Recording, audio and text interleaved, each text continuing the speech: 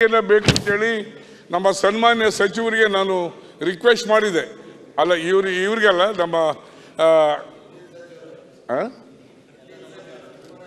ನಮ್ಮವರಲ್ಲ ರೀ, ನಮ್ಮ ಮಧು ಬಂಗಾರಪ್ಪನವರಿಗೆ ನಾನು ರಿಕ್ವೆಸ್ಟ್ ಮಾಡಿದ್ದೆ. ಅದರಲ್ಲಿ ಇನ್ನೂ ಸಹ ಒಂದೂ ಆಗಿಲ್ಲ.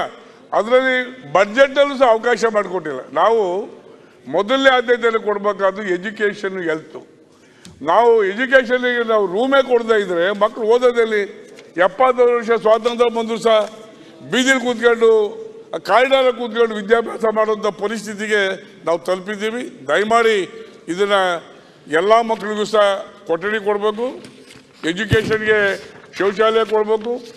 ಮೊಟ್ಟ ಮೊದಲು ಕುಡಿಯೋ ನೀರು ಬೇಕು. ಕುಡಿಯೋ ನೀರಿಗೆ ಮಕ್ಕಳಿಗೆ ಕಾಯಿಲೆ ಬರೋದೇ ನೀರಿಂದ.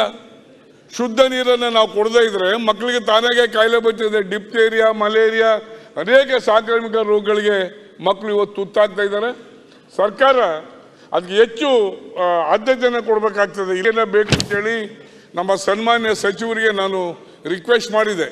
ಅಲ್ಲ, ನೀವು ಪೋಷಕರಾಗಲು ಕಾಯುತ್ತಿದ್ದೀರಾ? ಚಿಂತಿಸದಿರಿ. ಓಯಾಸಿಸ್ ಫರ್ಟಿಲಿಟಿ 90,000 ದಂಪತಿಗಳ ಜೀವನದಲ್ಲಿ ಸಂತೋಷವನ್ನು ತಂದಿದೆ. 7825893601ಗೆ ಕರೆ ಮಾಡಿ ಅತ್ಯದ್ಭುತ ರಿಯಾಯಿತಿ ಪಡೆಯಿರಿ ಹಾಗೂ ಎಲ್ಲರಿಗೂ ಗುಡ್ ನ್ಯೂಸ್ ಕೊಡಿ. ಇವ್ರಿಗೆಲ್ಲ ನಮ್ಮ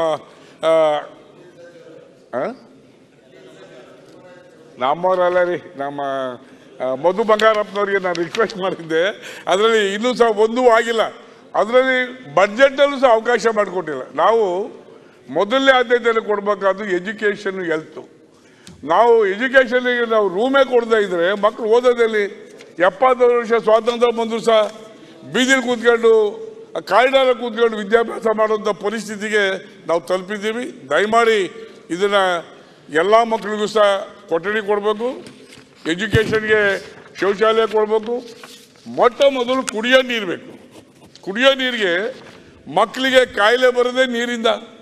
ಶುದ್ಧ ನೀರನ್ನು ನಾವು ಕೊಡದೇ ಇದ್ರೆ ಮಕ್ಕಳಿಗೆ ತಾನಾಗೆ ಕಾಯಿಲೆ ಬರ್ತಿದೆ. ಡಿಪ್ತೇರಿಯಾ, ಮಲೇರಿಯಾ, ಅನೇಕ ಸಾಂಕ್ರಾಮಿಕ ರೋಗಗಳಿಗೆ ಮಕ್ಕಳು ಇವತ್ತು ತುತ್ತಾಗ್ತಾ ಇದ್ದಾರೆ.